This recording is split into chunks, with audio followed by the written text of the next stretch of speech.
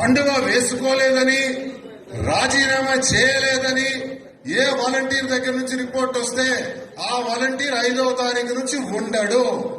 అప్పుడు మీరు చెప్పినా మేము వినము.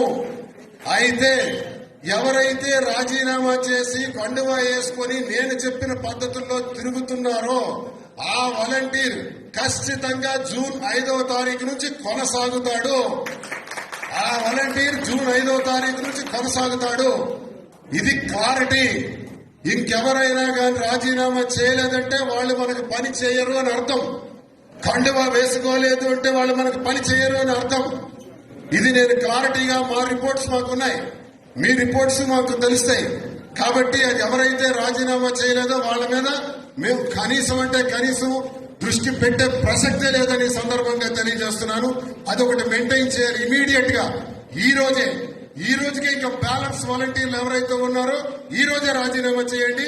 లేదా రేపు 3వ తారీఖు నాటికి ఇంకా ఏ వాలంటీర్ అయినా కానీ రాజీనామా చేయలేదని మాకు తెలిస్తే మాకు అక్కర్లేదా వాలంటీర్, వాళ్ళతో పని కూడా లేదు.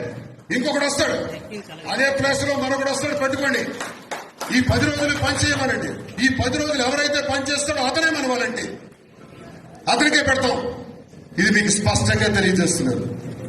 మీరు ప్రతి గడపకు కూడా వెళ్లి ప్రచారాన్ని ఉధృతం చేయాలని కోరుతున్నాను. అయిపోయింది, మన తిరుగులు అన్ని అయిపోయినాయి. ఇక్కడి నుంచి మీరు ఎక్కడ ప్రచారంలో కూడా తగ్గకూడదని తెలియజేస్తున్నాను. పోలింగ్ నాడు కూడా మళ్లీ మనం సమావేశం ఇంత విస్తృతంగా పెట్టుకోవడానికి అవకాశం ఉండకపోవచ్చు. 13వ తారీఖు ఉదయం 7 గంటల కల్లా మనకి పోలింగ్ స్టార్ట్ అవుతుంది. 7 నుంచి 6